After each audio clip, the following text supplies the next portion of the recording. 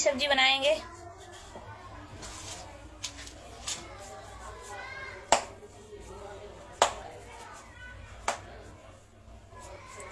आप लोग क्या बना रहे हैं खाना में, बताएं नहीं।